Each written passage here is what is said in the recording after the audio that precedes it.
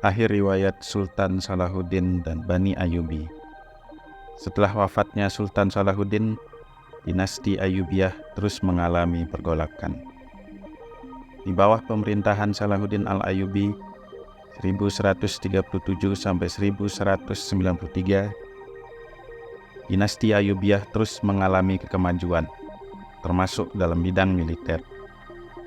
Untuk memperkuat kekuatan tempurnya, raja yang disebut Sultan Saladin itu tidak hanya merekrut prajurit yang sebangsa dengannya, Kurdi.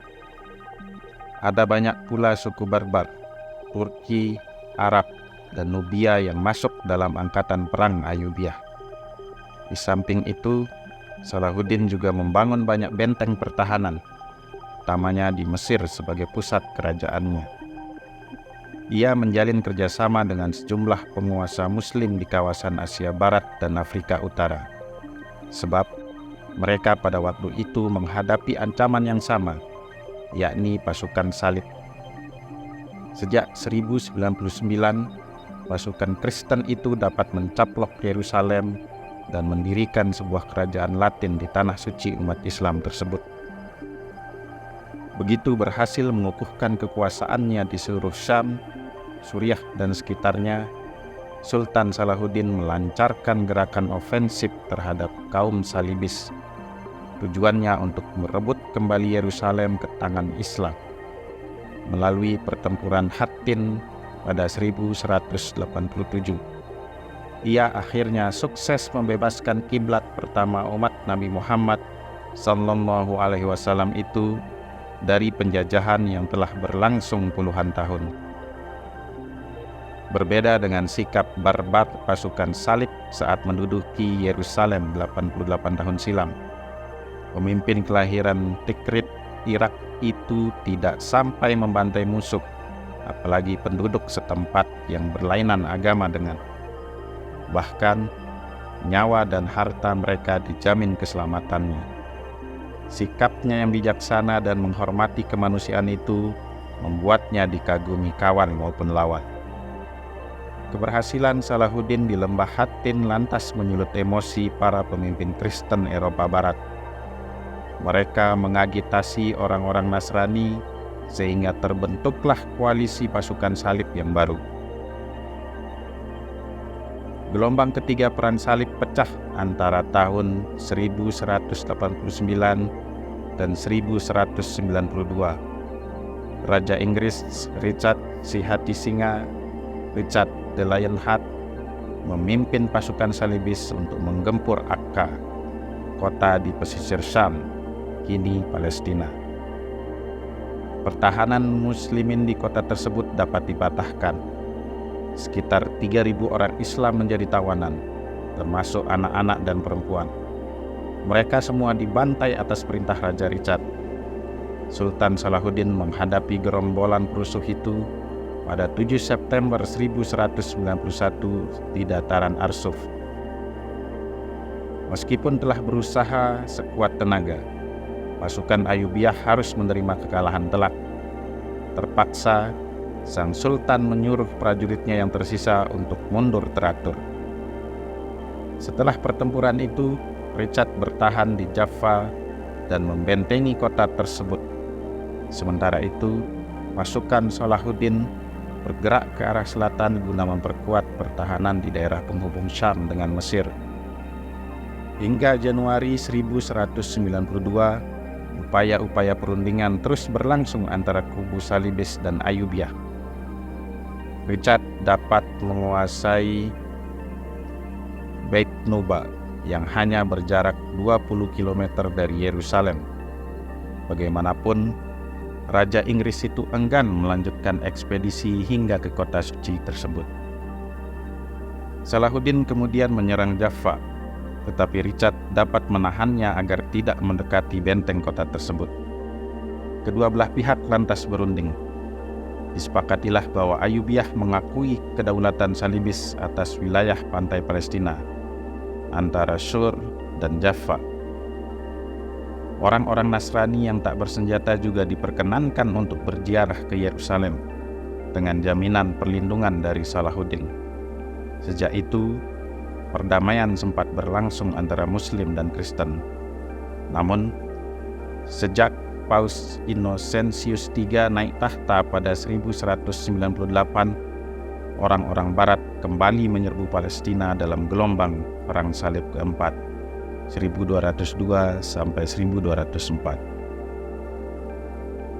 Pasca Saladin, Sultan Salahuddin Al-Ayyubi wafat pada 4 Maret 1193 di Damaskus. Sang pendiri dinasti Ayyubiyah meninggal dalam usia 55 tahun akibat sakit. Sebagai penguasa, di sepanjang hayatnya ia selalu hidup bersahaja sehingga tak meninggalkan harta berlimpah. Yang tersisa darinya hanyalah seperangkat baju perang, seekor kuda, serta uang 1 dinar dan 36 dirham.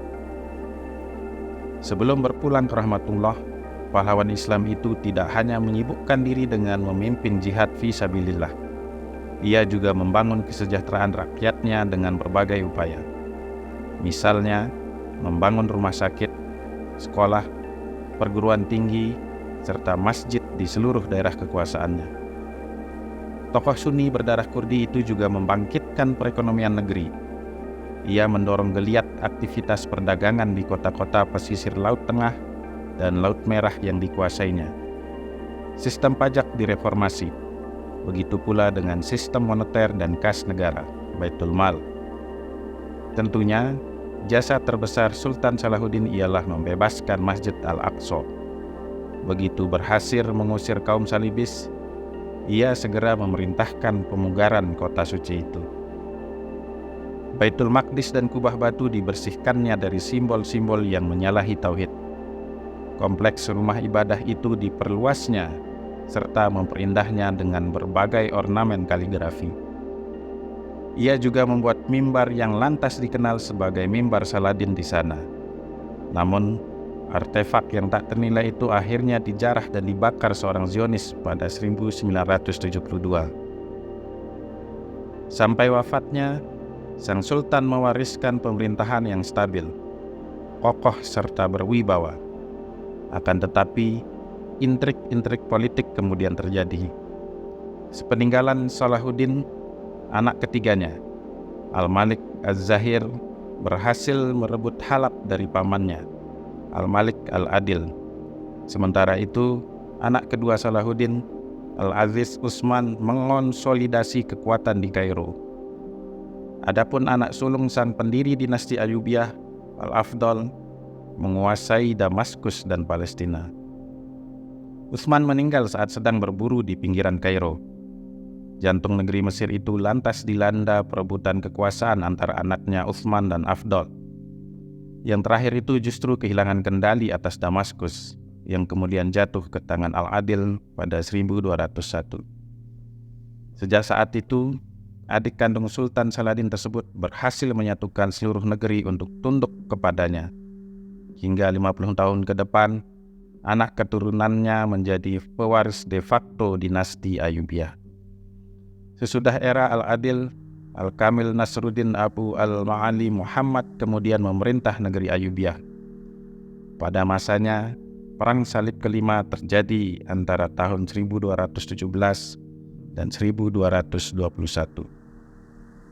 Pertempuran itu dimenangkan pasukan muslimin yang berhasil mendesak kaum salibis hingga ke Mesir. 6 tahun kemudian, para pemimpin Eropa Barat membentuk koalisi pasukan salib. Dalam Perang Salib ke-6 ini, 1228 sampai 1229, dinasti Ayyubiyah menyerahkan kunci Yerusalem sebagai salah satu persyaratan damai kepada pihak Kristen. Penyerahan itu menyusul adanya kesepakatan antara Al-Kamil dan Kaisar Romawi Suci Frederick II. Di antara butir-butir perjanjian ialah tempat-tempat suci muslimin di Yerusalem tetap berada dalam kendali Ayyubiyah yang berpusat di Mesir. Kalangan sejarawan memandang keputusan Sultan Al-Kamil itu adalah taktik agar pertumpahan darah tak terjadi berlarut-larut. Apalagi daerah sepanjang Mesir hingga Syam sesungguhnya dikuasai Ayyubiyah, sehingga suatu saat Baitul Maqdis dapat dengan mudah diambil lagi. Keuntungannya, Al-Kamil dapat memulihkan perekonomian negerinya yang sempat terjeda peperangan di pesisir Syam. Kota-kota di pantai Laut Tengah kembali bergeliat oleh aktivitas perdagangan. Dengan sokongan ekonomi, Ayyubiyah dapat memperkuat militernya. Benar saja, pada 1239, Sultan Ayyubiyah yang berkedudukan di Damaskus An-Nasir Daud dapat memporak-porandakan tembok pertahanan kaum Salibis di Yerusalem. Tak lama kemudian, ia meninggalkan kota tersebut untuk kembali ke Kerak. Pasukan Salib hanya mampu mempertahankan Yerusalem hingga tahun 1244. Sesudah itu, koalisi Ayyubiyah dan pasukan Khawarizm semakin berjaya sehingga melemahkan mereka. Akhirnya, 2 tahun kemudian, kota suci umat Islam itu sepenuhnya kembali dikendalikan Ayyubiyah. Sultan Al-Kamil dapat dikatakan sebagai Raja Ayyubiyah terakhir yang dapat mempertahankan stabilitas negeri. Sepeninggalannya, pada tahun 1238, dinasti tersebut semakin terpecah belah oleh konflik elit meskipun berbagai serangan dari luar, semisal gelombang perang salib, dapat diatasi dan Yerusalem dapat dikuasai. Pada 1250, pasukan budak Mamluk yang berkebangsaan Turki berhasil merebut kekuasaan di Mesir. Kejadian itu secara otomatis mengakhiri pemerintahan Ayyubiyah secara keseluruhan. Sejak saat itu, berdirilah terah kekuasaan baru, yaitu dinasti Mamluk. Legasi tak lekang zaman. Dinasti Ayyubiyah mungkin tak setua wangsa-wangsa lainnya dalam sejarah peradaban Islam. Usianya tidak sampai 100 tahun. Tetapi, legasi yang ditinggalkannya tak lekang dimakan waktu. Ada berbagai kemajuan yang diwujudkan kerajaan tersebut. Dalam bidang pendidikan misalnya, rezim yang dirintis Sultan Salahuddin Al-Ayyubi itu berhasil menjadikan Damaskus sebagai kota mercusuar ilmu pengetahuan. Hal itu antara lain ditandai dengan berdirinya Madrasah Al-Sawhiyah, jantung daerah Syam itu pada 1239 Masehi. Lembaga tersebut menjadi sentra pengajaran 4 mazhab fikih terkemuka dalam Ahlus Sunnah wal Jamaah. Sebelumnya, Darul Hadis Al-Kamilah juga dibentuk pada 1222 Masehi untuk mengembangkan studi hukum Islam. Seperti halnya kota-kota kebudayaan Islam pada masa keemasan, Damaskus juga bercorak kosmopolitan. Alhasil, cahaya peradaban tidak hanya menyinari umat Islam, melainkan juga komunitas agama-agama lain. Sebagai contoh, perjalanan keilmuan yang dilakukan Adelardus Batensis, seorang Nasrani asal Inggris, ia melakukan perjalanan dari satu kota ke kota lainnya di Syam untuk mengumpulkan ilmu pengetahuan yang dipelajari dari para sarjana muslim. Lehlah yang dijalani Adelardus berlangsung di tengah bayang-bayang perang salib. Fakta bahwa ilmuwan Kristen itu dapat dengan leluasa mengakses perpustakaan atau pusat-pusat keilmuan di Syam, wilayah kekuasaan Ayyubiyah, membuktikan bahwa perang salib bukanlah suatu perang agama yang dilandasi kebencian, katakanlah antara umat Nasrani dan Islam. Malahan, yang kerap terjadi ialah kontak budaya antara dua masyarakat yang berbeda iman itu. Adelardus Batensis dikenang sebagai intelektual barat pertama yang memperkenalkan sistem angka Arab ke Eropa. Ia juga menerjemahkan banyak manuskrip yang berbahasa Arab ke bahasa Latin. Dengan begitu, terjadilah transfer macam-macam ilmu pengetahuan, mulai dari kedokteran, astronomi, hingga filsafat. Karakteristik terbuka juga diberlakukan dinasti Ayyubiyah dalam bidang perdagangan dan industri. Dalam menghadapi kaum Salibis, para pemimpin militer Muslim, mulai dari Salahuddin hingga Sultan Al-Kamil, tidak mengambil opsi the winner takes all. Malahan, mereka kerap membuka ruang dialog dan perundingan dengan para agresor yang berbeda iman itu. Hasilnya, Gencatan senjata kerap terjadi sehingga menjadi masa jeda bagi komunitas Muslim dan Kristen untuk saling berinteraksi, termasuk dalam dunia perniagaan. Untuk pertama kalinya, bangsa Eropa mengenal sistem moneter Muslim yang jauh lebih kompleks pada masa itu. Sebagai contoh, adanya sistem bank atau letter of credit, sehingga seorang pedagang tak perlu repot-repot membawa emasnya di setiap kota yang disinggahi. Orang-orang Eropa juga menyaksikan industri tubuh dengan subur di negeri Islam.